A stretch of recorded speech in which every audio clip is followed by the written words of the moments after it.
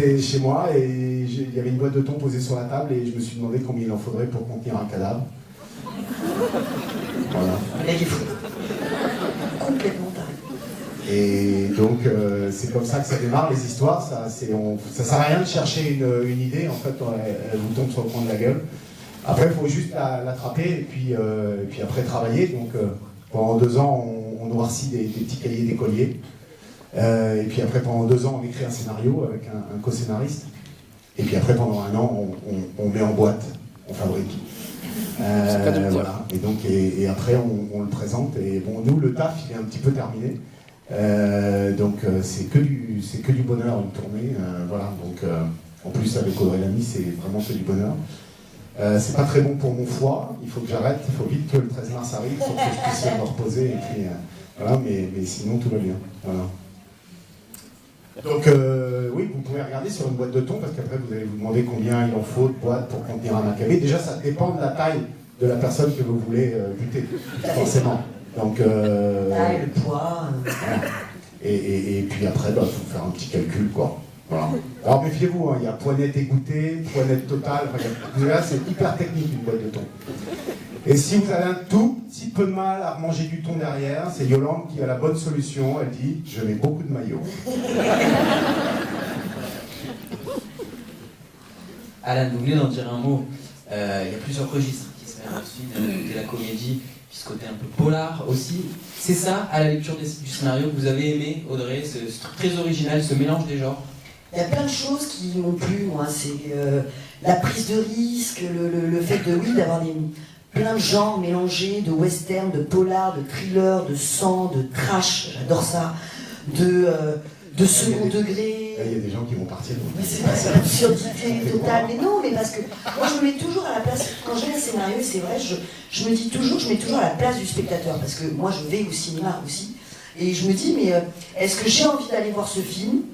Est-ce que j'ai envie de dépenser 10, 11 euros, 12 euros, ça dépend de là où on va, mais pour voir un film, est-ce que ça me donne suffisamment envie d'aller le voir, ou je vais regarder une série Netflix dans mon canapé, tranquille, à manger ce que j'ai envie, et ça me coûtera moins cher. Et quand j'ai lu le scénario, j'avais hyper envie, parce que je suis consommatrice sur tout ce genre de... il va pas aimer que je dise ça, mais il y avait déjà vraiment ce côté Tarantino à la française, vraiment, alors là c'est pas Kill Bill, c'est Kill Bill de Boulogne-sur-Mer, mais ça m'allait très bien, j'adore moi.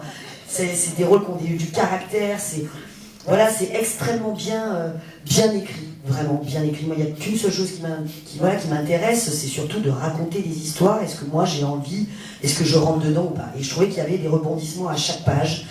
Et puis j'avais envie de buter des gens au cinéma aussi, parce que souvent c'est les hommes qui ont le droit d'avoir les armes, et nous non, nous on joue la femme du mafieux qui est cocu et qui apprend à la fin du film qu'elle est cocu. Et c'est relou quand même quelque part, parce qu'on l'a vu beaucoup de fois. Et je pense que comme beaucoup d'actrices, on a envie de flingue, on a envie d'être dans des films d'action, on a envie d'être autre chose qu'un faire-valoir, et ça fait vraiment du bien. Alors c'est pas du tout un film féministe, ne vous inquiétez pas les hommes, vous allez voir. C'est là où ça m'a plu aussi, c'est qu'on n'est pas en train de casser la virilité de l'homme, pas du tout, bien au contraire. On lui coupe quelque chose, mais il cherche un petit peu.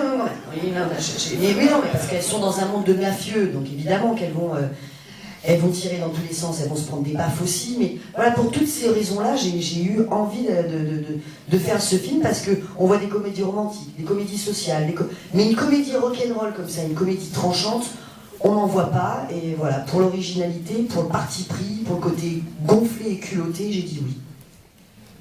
On parle beaucoup, vous venez d'en parler, de ce lieu Boulogne-sur-Mer. Avec ce choix, Alan, vous prouvez qu'il n'est pas nécessaire pour faire une comédie esthétique de choisir soit un lieu exotique, soit un lieu luxueux. On peut choisir Boulogne-sur-Mer et faire un film très joli, les gens vont le découvrir.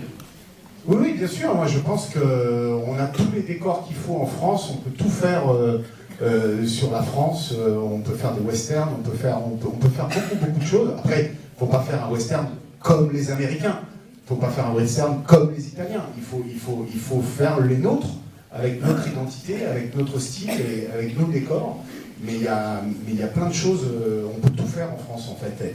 Et à Boulogne, il y avait comme ça cette zone portuaire que moi je trouve absolument magnifique. J'aime beaucoup ces endroits où le chef d'éco n'a rien à faire, la patine est déjà là, tout est déjà un petit peu comme il faut. Et puis c'est marrant Boulogne parce que des fois je me disais c'est marrant, c'est un peu San Francisco quoi. Ça monte, ça descend. Donc voilà, c'est bien cinématographiquement ça aussi. Voilà, on s'emmerde pas quand on regarde Boulogne, en fait on s'emmerde pas, il y a la plage, là, cette magnifique plage du Portel juste en bas où on a tourné une scène à la fin du film. C'est hyper riche. Après il faut juste savoir regarder, je crois, et puis pas avoir d'a priori surtout. Pas avoir d'a priori quoi.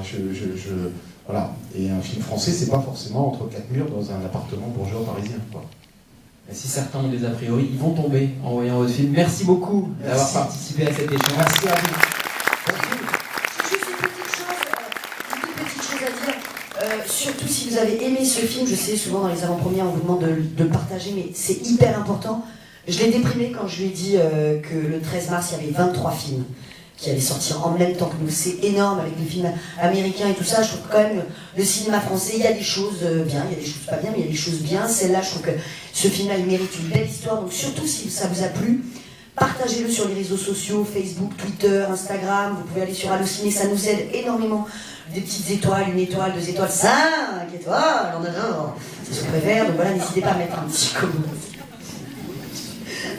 Mettre un petit commentaire, un petit quelque chose, c'est énormément, voilà, ça nous apporte beaucoup pour les réseaux sociaux, pour ceux qui sont pas très Facebook, Twitter, une carte postale, voilà, un petit mot sympa, vous avez toujours plaisir, voilà.